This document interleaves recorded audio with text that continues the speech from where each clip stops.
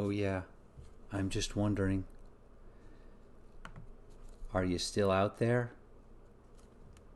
I miss you. Q1 bus driver. All the people in the streets. Bada boom ba ba. The guy, the barista, who insists on spelling my name Skot. I miss you. All right. We're day 2 of the national emergency, and I've been looking around for leadership. I'm sure we all have. It's been a challenging time, and this is, I'm going to play a clip. It's about a minute long. Judy Woodruff from PBS NewsHour yesterday. And a personal note, as we say goodnight, this is a challenging time for most all of us. This invisible new virus is frightening and spreading rapidly. We all want to be as prepared as we can be to avoid it if we possibly can, if not to recover and be healthy again, which most of us will. And already there have been overwhelming acts of generosity. But in the meantime, some of us are acting in a way that could end up unintentionally hurting others. Grocery store and pharmacy shelves that normally are piled high with toilet paper, Kleenex, and paper towels are now empty. Several days ago, people started buying all the hand sanitizers and disinfecting wipes they could. It's understandable. We want to keep our families and ourselves safe. But it's also worth remembering that this is a time for the lucky, healthy ones to think of others. Maybe there's an elderly couple who didn't get to the store as early as they wanted. Perhaps someone with a disability or a weakened immune system couldn't get there at all. This is a moment for Americans to show our best qualities. We're going to work our way through this. Let's keep others who may not be as strong and resilient as we are in mind, too. And that's a NewsHour for tonight. I'm Judy Woodruff. Please stay safe this weekend. Thank you and good night. That's leadership. So I'm practicing good infection control. I've got my tools right here. A little of this, a little of that. Doorknobs, faucets, the banister right here. And all over all day yesterday too. And I'm also wearing a condom. You can't be too safe. TMI. All right, so I am bringing out this next guy, a good friend of mine, dear friend of mine. He's a clown is what he is. Here we go. There he is. All right, Meredith, why don't you say hello to the folks? Oh. First things first. Thank you, sir. Hello, folks. How you doing? Squeeze the Clown here down in Georgia and Atlanta. What's up? Yeah, so you tell us what is happening in Atlanta, Georgia. Well, a lot of empty shelves. A lot of folks kind of chilling. I have to say, I live in a really nice, relatively speaking, neighborhood. I've seen a lot of dog walking. Dog walking. Dog walking's coming to the fore. I bet the dogs don't even know what hit them. Yeah, I mean, the dogs are just kind of like chilling and going along and kind of like a little civil disobedience where they kind of go, look, we're going out again, But yeah, it's been a weird time. I just even today, maybe 2 hours ago, I got word that one of my day jobs is as a hospital clown, and I've been doing that for 20 years. And no surprise, I got word about an hour ago that we're not going to be doing that. That the hospitals are kind of like cutting down on some of our work, as many of other entertainers have been doing. So we're all kind of managing as best as we can. There we go. So there's a little bit of you in a white hat, red nose. This is mostly how folks see you. And then there's this. Here we are. There you go. So when you're on stilts, how tall are you? Yeah, well, the stilts you're looking at, I'm almost 9 feet tall. I'm about 9 feet tall. I'd be great at basketball, but I can't pivot. Right. So it's all kind of like pretty stationary with some movement, but right around 10 feet. So the stilts are good for that. I don't typically do stilts in the hospital, but in other places they're very, very handy. Right, and here's some of what you do at home. When you're asked to help around the house, this is you and a ladder.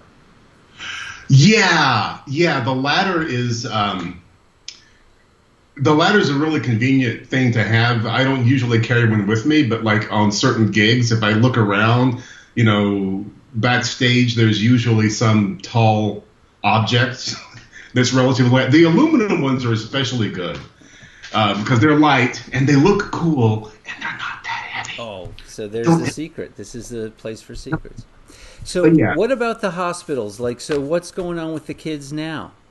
Yeah, well, the kids are in the hospital, as always. It's interesting because I've been a hospital clown for 20 years, and, I started shortly after 9/11, or just before 9/11, and this is kind of reminding me of some of those similar types of times. And I was at the hospital Friday, and it was the first day after, shall we say, it really kind of hit the fan in terms of how we are all behaving. And we have a lot of hospital procedure in terms of how we deal with patients with certain type of illnesses and contagious diseases and things. And so it's not really new, but just with the nature of the coronavirus and all, there was just an even higher level of concern about stuff, about dealing with patients and how we contact them and just exactly how we interact with them. I do a lot of music, which is nice because I don't have to touch them or be close to them necessarily. But it's been a very interesting time because unfortunately, we're not going to be in the hospitals, but I think if ever there was a time where you need some comic relief or you need a distraction or you need someone to kind of add a little bit of break in the day, then they're going to be missing that for the next few weeks or until we kind of get a handle on what's happening. That's where we are now. Just like a lot of other entertainers, we're all kind of taking a little break. And that's a little bit of what you were doing down in Puerto Rico, right? With Clowns Without Borders. Is that really a thing? Well, this past December, I was in the Bahamas. Got it. Close enough. It was south. It was an island. But I was down in the Bahamas with Clowns Without Borders. It was my first tour.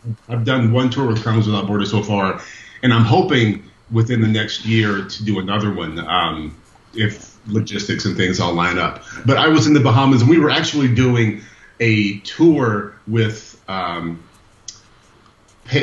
patients, but some folks who had been affected by Hurricane Dorian in the Caribbean, and specifically the Bahamas, like in August or September of last year.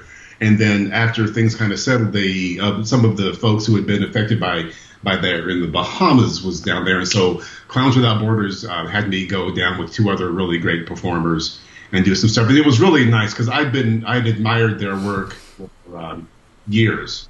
And it just so happened that my schedule and their schedule kind of opened up in terms of what they were looking for. But it was interesting you mentioned that. Even just today, like 30 minutes ago, I was just thinking about how with Clowns Without Borders, we go into these areas where they're dealing with trauma, war, bad, hurricanes and all. And I was thinking, this isn't a hurricane, but it's like the world is kind of in that space right now. Yeah. And so doing this instead of doing our normal gigs, and so we're all kind of in a different world where we're all kind of having to deal with that. So, but yeah, that was a nice tour. A couple of the pictures you saw were from there, but that was really a cool, nice little thing. So that being said, what's your go-to gag? What are you gonna? Oh, here we go. This is it, ladies and gentlemen. This is going to be well worth the price. Here we go. No pressure. Okay, this is a simple juggle, and I don't know if I've got enough ceiling space here. We're gonna go for it. That might be out of the frame there. That was fantastic. So yeah, it's been a weird time.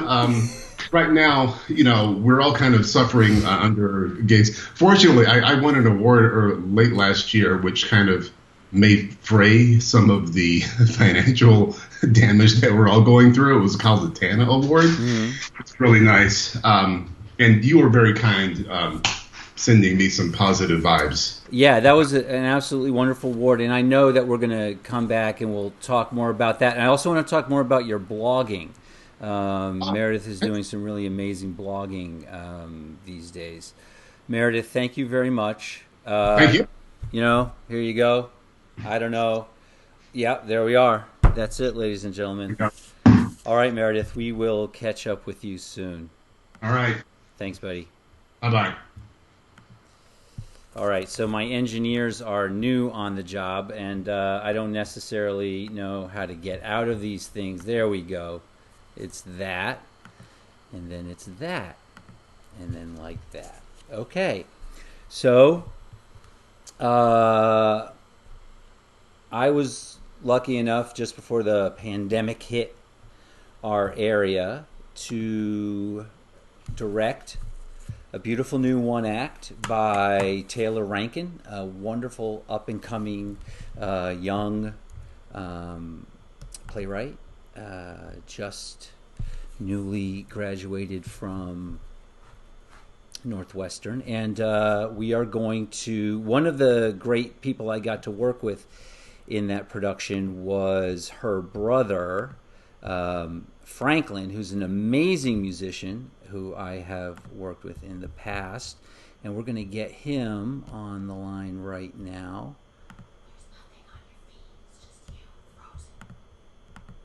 Okay, interesting.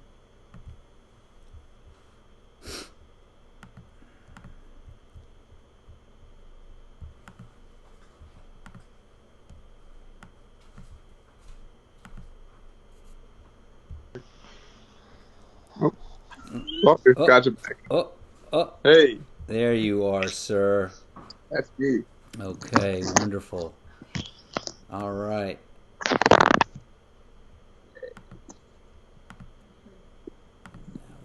Yeah, our lighting got significantly worse. Yeah, that's okay. That's great. Okay. They won't notice that it's Yeah, they nighttime. really won't. Yeah, it's beautiful. Turn the TV. There we go. Why? Because we can get the lighting from the TV. All right, when we're just popping into people's homes like this, Grab your there's no doubt that other. we're going to have to adjust some lighting some of the time. That's very true. That's just how it's going to go. These are See if I can get a little brighter thing going. these are strange times. Well, you got a lot of brightness in the background there. Yes. Oh, turn that off. Turn on the main light. Just turn the overhead on. There we go. That better? That's gorgeous. That's gorgeous. Look, when all this is said and done, I want you to come and be a gaffer for me. Okay. Franklin and Grace. Franklin, I'm very familiar with you and your work. Why don't you introduce us to Grace? So Grace is my girlfriend. Hi. She also went to Berklee College of Music. She studied songwriting. She's a singer-songwriter, and we write together. And we sing together. Fantastic. Okay, so Yeah. what's the status of the clubs in New York? What's happening right now? Well, I just saw on television that New York has limited all meetings of 50 or more people, which is most clubs except for the jazz clubs. So that means jazz clubs are safe, Hopefully it's going to go down to 6 people. So that means they need to up their audience participation. They need to get more people in so they can meet the low bar. Okay. So they can meet the low bar. Exactly. Yeah, maybe we can help that out. So, but most gigs are canceled, regardless of how many people coming out. Most people are canceling gigs, which is for the best. It's tough because it's the way we make money, but I'm an advocate of canceling gigs for safety, rather than musicians have to travel. We got to get on the subway. We got to carry stuff, route late. We're not getting enough sleep. So, for the sake of the community staying healthy and, keeping our loved ones healthy, I think it makes the most sense to, at least for like a week, we'll take it on the chin. Hopefully we come out of it as good as we can, financially. But, I think it's all around kind of New York City schools just let out and they canceled. So I imagine a lot of parents are thinking the same thing. Like, you got to stay home with the kids and So it seems like a tough time for everyone all around. So Yeah, so talking about the time, this particular time, do you feel like this might be, you might have a fruitful time with your creativity, or are you just going to freak out? Like, what's your thinking on that? we kind of we do a little bit of both. There's a lot of hours in the day, so we fit in a couple freak out moments, and then a couple moments of like semi tranquility where we're able to focus on our own individual work and try and get some stuff done. But I mean, there's no two ways around it. Like obviously, this is not great times, Yeah, yeah, But I guess historically, a lot of great music has come out of tumultuous times. So it's not to say that there's someone out there with a stronger constitution than me, really writing some great music. yeah. So here's to if you want to. Yeah, those are like $500 each now. Yeah. I've wiped it away or something. There you go. There's a. So tell me, sanitize my heart. tell me about this song that we're going to hear right now. This is such a beautiful song. Yeah. So we wrote this song probably like our second night in our self-proclaimed quarantine. That was before it was a suggested quarantine, so we were doing it before it was cool. I don't want to, So, Franklin, you do everything before it's cool, and once you do it, it becomes cool. That's the definition of cool. Maybe I'll bring back panic attacks. Who knows? Yeah. So we it's kind of like a love song with like a little dose of realism because it's not relationships aren't always roses and sunshine and hearts and all that stuff. So occasionally someone has to step up and say like maybe I'll take the blame on this one. Like this is kind of my fault. Something vice versa. Like this was kind of your fault, and for the sake of the relationship and for the sake of the keeping keeping it honest and keeping it loving, sometimes you have to take one on the chin. Yeah, absolutely. Okay, what's the title of the song?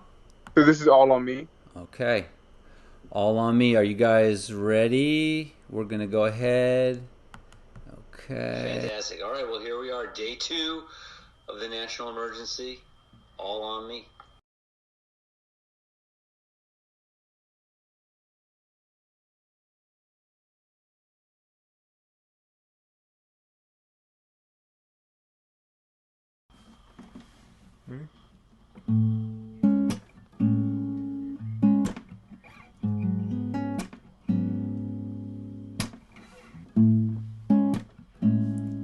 No telling who it's gonna be this time. It's the felling of another tree, another tree. I'm not holding on a stupid grudge, I said I love you. I gave you an inch but you won't budge, another one. We can put it all on me and turn it around. Love or not, I see a change in your heart. We can put it all on me and turn it around. Love or not, I see a change in your heart. Love or not, I see a change in your heart. I let you have the upper hand today, 'cause I can see you with some other man, some other man. My faith in us has all but died away. I take you over peace of mind, and every time we can put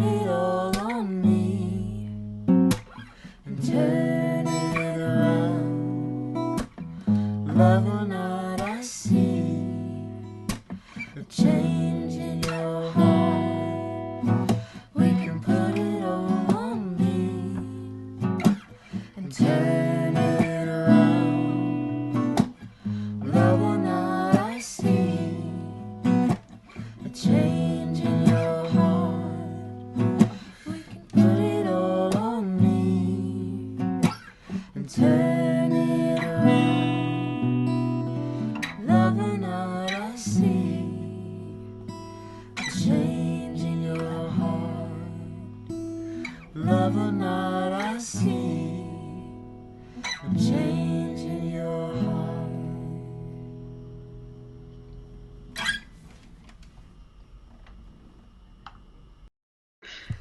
OMG.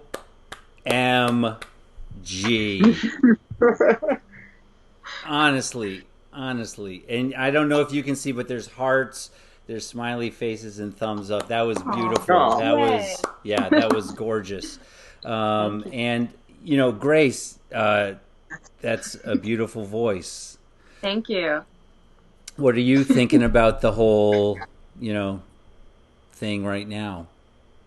Well, I work full time in the city, and also I'm getting my master's degree at the new school. And so both of those have gone remote, which is very strange. I work in Times Square in public programming, and so we're outside a lot. But of course, we are not currently now.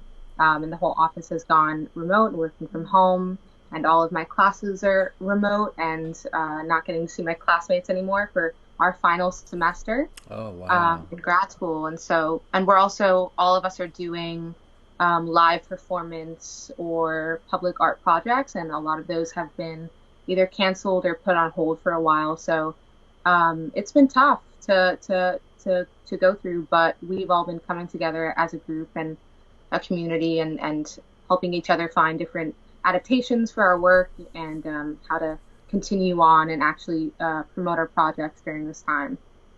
Yeah, well, you know, like right now, we're just playing with this new technology. So if there's anything that we can do on this end to help, you know, anything that you've got coming up, you know, we'd love to be a part. That's wonderful. Yeah. Thank you. And the two of you have really, I think, you know, for me, changed the nature of this just a little bit, you know. Whatever fear or loneliness I had definitely been feeling over the last short 48 hours, you know, hearing some music like that and watching the two of you perform it together, it really lifts the situation and fills my heart. So thank you both for being here. Thank you. We'll be back again. This is 100%. our, you know, Yeah. day 2. So love you guys, and stay safe.